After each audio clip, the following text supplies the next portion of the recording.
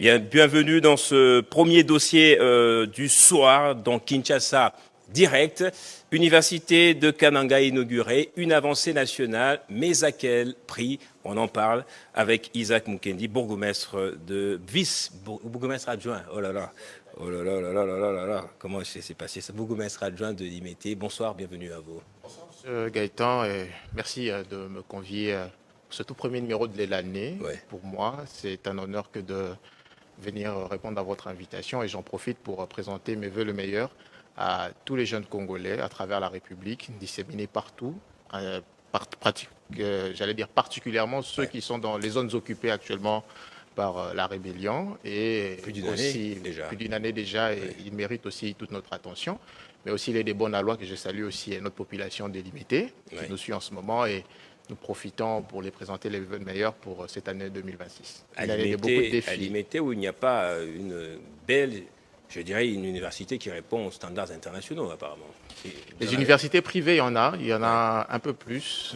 C'est permis de citer. Nous avons l'Université catholique du Congo, nous avons l'ULK, Bel Campus. Oui, il y a quand même plusieurs universités, mais pour les universités publiques, il n'y en a pas. Mais les écoles officielles, oui. Les écoles officielles, pas d'université publique justement à Limité, mais Kananga vient de se doter d'une très belle université. Franchement, cette université vous laisse bouche bée. En effet, c'est l'occasion de saluer bien sûr celui qu'on a surnommé le chancelier des universités congolaises. Je cite ici son Excellence Félix-Antoine Tshisekedi Tshilombo, qui est l'un des rares présidents. Le chancelier. Oui, ce sont les. Je me suis prêté les mots de la ministre de Lessu, qui l'a dit ainsi dans son discours et que j'ai dû adopter, et qui a compris que l'avenir d'une nation, le développement d'une nation passe notamment par l'éducation de sa jeunesse.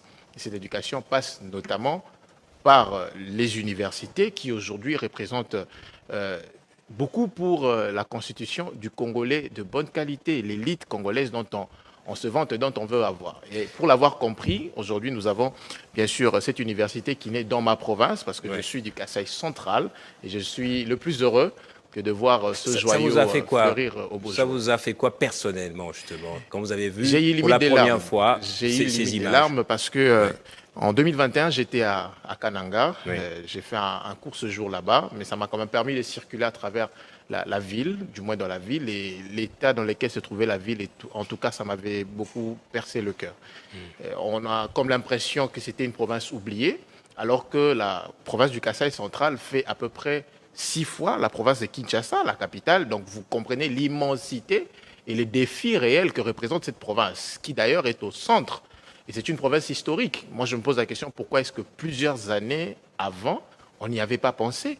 Cette province s'est passée aux oubliettes, alors que la première constitution, ça ce sont des faits historiques, la première constitution que nous avons eue, rédigée par les Congolais et pour les Congolais, a été rédigée dans les Kasaï. La constitution de Lulabour, celle du 1er août 1964. Et cette commission a été présidée par l'ancien Premier ministre Joseph Iléo. Et le président, l'ancien Premier ministre était celui qui avait désigné la commission pour la rédaction de la Constitution. Et c'était le feu professeur Marcel Liaou qui était le président de cette commission constitutionnelle. Et tout ça s'est passé à l'ancienne appellation Lulabour, dans le Kasaï central. Justement. Et voir que cette province a été longtemps oubliée et qu'il lui fallut à peine que Félix Tshisekedi vienne pour que qu'on sente ce sursaut, notamment par cette belle preuve. L'université je ne vais pas tomber dans une polémique, Kananga, mais avec aussi cette flambée des routes qu'on est en train d'asphalter, notamment celle de Kalamambouji, qui vient redonner l'espoir aux jeunes Kassaïens. Justement. Alors, il y a beaucoup d'angles morts, apparemment, dans cette œuvre, cet ouvrage, justement. D'angles morts concernant le coût de l'infrastructure, problème de gouvernance aussi. J'aimerais que vous nous précisiez si vous avez ces informations. Qu'est-ce que vous entendez par problème de gouvernance? Là, vous faites allusion à la transparence. Je parle de la transparence dans la passation de marché, justement. C'est clair. Dans le budget, je pense que si vous regardez concernant l'université, à première vue, est-ce que l'université a été financée par qui? Est-ce un préfinancement? Est-ce un prêt? Les informations sont en tout cas, sont éparses concernant cette université. Je pense que pour tous ceux-là qui ont suivi le discours de son Excellence Madame la ministre Delessu, tout a été dit à l'intérieur. Il y a eu, je n'ai pas le nom de la société qui, bien sûr, est en train d'exécuter ces marchés, mais vous verrez que le modèle qui est à Kananga est presque la même, c'est pratiquement la même chose avec celui qui est le verset de Mbujimayi. Oui. Donc, je présume que c'est la même société. Oui. Et donc, pour obtenir un marché d'une si grande envergure, vous n'allez pas vous réveiller un matin, M. Gaëtan, et vous improviser à Kananga et commencer à construire. Non. Il y a eu certainement un processus de passation de marché. Oui. Il y en a deux modes. Oui. Il y a celui par de appel gré d'offres et celui de gré à gré. Oui. Alors, je ne suis peut-être pas le mieux placé pour vous donner tous les détails, mais je pense que le ministère de l'enseignement supérieur et universitaire... Parce que si les prémices sont mauvaises... Non, mais je trouve qu'à mon sens... Ce qu'on a acclamé aujourd'hui peut être un regret plus tard. C'est ça le problème pour moi. Un regret pour un si beau bijou. Mais à quel moment vous allez regretter? Si jamais un jour quelqu'un débarquait pour dire que non, ben voilà, cette université, c'est ceci, mais la documentation est là. Si vous avez besoin de documentation, vous pouvez vous rendre au ministère de l'enseignement supérieur. C'est que je comprends votre souci. C'est certainement aussi le souci de tous les Congolais, parce qu'on est quand même habitué à ce que certains marchés de ce genre puissent sortir au grand jour. Oui. Alors que le processus de passation de marché, nous le savons, ça commence d'abord par soit un appel d'offres, comme je l'ai dit, ou des gré à gré, et il y a des autorités de régulation. Il y a la DGCMP, il y a la RMP, qui sont donc des structures de l'État qui régulent le processus de passation de marché en République démocratique du Congo. Et donc, celui qui se sent intéressé par ce marché, à qui, bien sûr, cette société, pour en savoir un peu plus, il n'a qu'à consulter la documentation au niveau des ministères de l'enseignement national, de l'enseignement supérieur et universitaire. Mais là n'est pas le sujet du jour. Je parie que le sujet du jour, c'est celui d'éventer, bien sûr, cette infrastructure qui fait la joie des jeunes Kassaïens aujourd'hui. On va l'inventer, bien évidemment. C'est ce dont les Congolaises et les Congolais ont besoin de connaître un peu plus. Oui, bien sûr, mais il faut pérenniser, il faut garder l'infrastructure à la longue pour que ça serve aussi à ceux qui vont venir plus tard. Maintenant, c'est du rôle. Je pose la question, de quoi est composée justement cette université? J'ai lu que c'est plus de 3500 oui, étudiants. Oui, à ce que je sais, c'est d'une capacité d'accueil d'à peu près 3200 étudiants. Mais c'est énorme parce que autrefois, la capacité était bien moindre. Mais aussi, il faudrait souligner que cette université officielle n'a vu le jour qu'à l'an 2000. Et à l'an 2000, figurez-vous, la province du Kassai existait déjà, mais l'UNICAN, datant de cette époque, était un peu comme une extension de l'université de Lubumbashi. Donc ce n'était pas encore une université autonome au sens propre comme nous l'avons aujourd'hui. Et ce n'est qu'en 2007 que cette université est devenue autonome. Et depuis 2007, voilà qu'aujourd'hui, un campus a été construit. Donc c'est à peu près 19 ans après qu'on reparle d'université officielle d'un standard international de la province du Kassai central. Donc je suis le plus joyeux parce que cette université, avec ses campus, qui n'a pas que des auditoires, mais aussi il y a des bâtiments administratifs, des auditoires, des espaces de vie pour les étudiants. Moi, je suis passé à l'UNIKIN, le campus de l'UNIKIN, je connais la composition. Et donc, j'imagine cette envergure en termes d'infrastructure à Kananga ne peut pas envier un étudiant ne pourra plus envier. C'est ça la plus grande joie. Et c'est le même standard. Ce que nous devons savoir, c'est que bien avant que cette université ne vienne, les jeunes Kassaïens avaient pour tendance de venir à Kinshasa pour étudier une université publique comme l'UNIKIN, ou alors d'aller dans le Katanga au niveau de l'université de Lubumbashi. Il ne faut pas penser que se déplacer pour aller avec cette université, même aux États-Unis, ce n'est pas on se déplace de partout pour aller à Harvard. Aujourd'hui, un jeune Kassaïen n'aura pas à envier un jeune de notre pays, tout d'abord, mais aussi l'élite kassaïenne sera développée sur le sol du Kassai, mais aussi servira pour l'intérêt du Kassai. Donc les jeunes Kassaïens n'auront plus ce besoin de se déplacer dans une autre province pour aller y acquérir des connaissances. Donc aujourd'hui, ils ont une université d'un standard international et ils se permettront, bien sûr... Vous tenez des propos à connotation régionaliste, là. Non, ce n'est pas des propos à connotation régionaliste. Se formera au Kassai pour le développement du Kassai. Je vous le dis parce que je sais. Oui. J'ai étudié avec des jeunes de partout.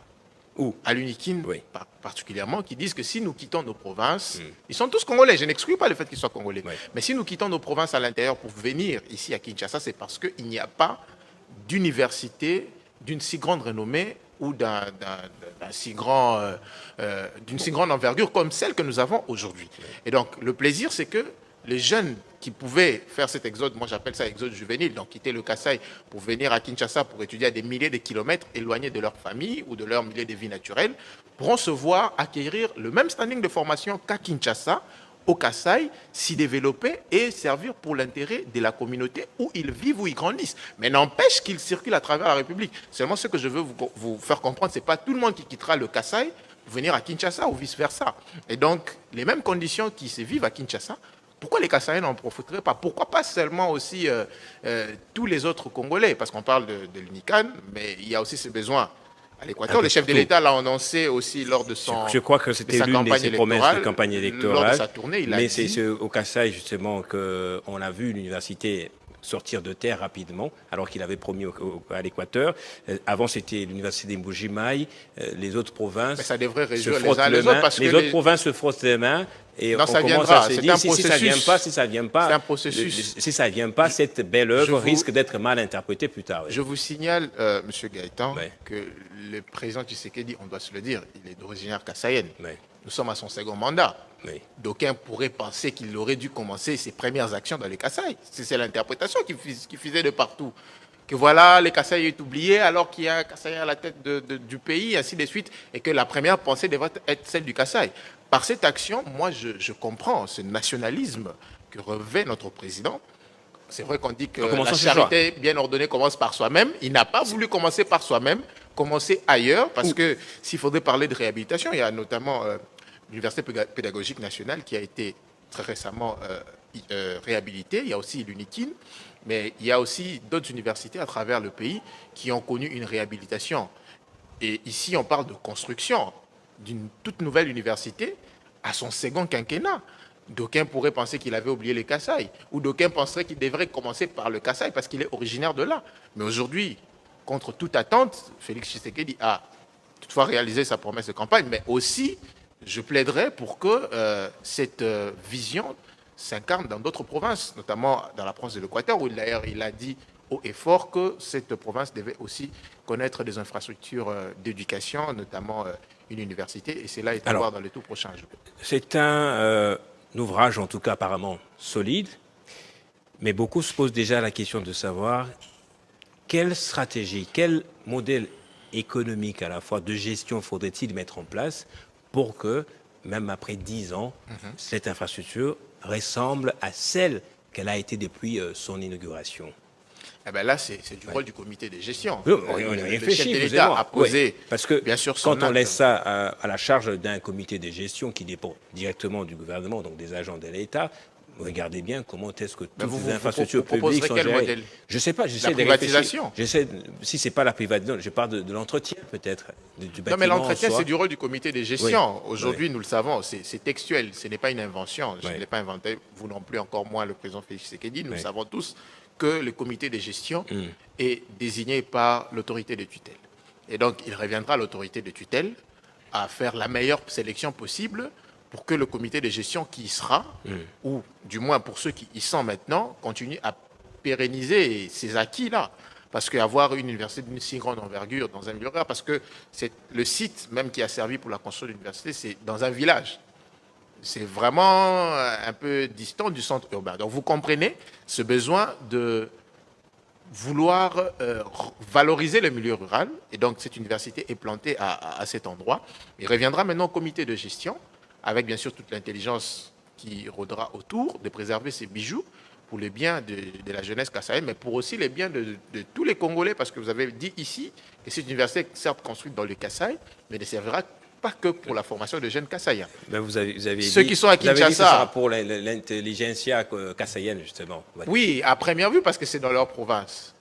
Maintenant, il revient à tout autre jeune, parce qu'il y est organisé 9 facultés, notamment la faculté qui m'a vu naître, la faculté de droit, la faculté de médecine aussi, pour les jeunes médecins ou les jeunes désireux de devenir médecins ou juristes demain.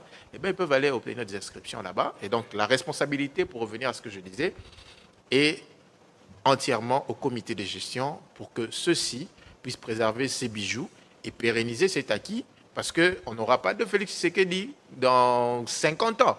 Merci. Alors celui qui a pourvu une université maintenant, alors il faudra y penser pour le protéger et bien pour servir à l'intérêt de tous. Merci d'être passé, Isaac Mukendi. C'est moi qui vous remercie en tout cas. On va prendre notre deuxième invité, René Banza, acteur politique au Katanga qui roule vraiment pour la province. Et que fait exactement maintenant Danny Banza, président de ACO? Restez avec nous.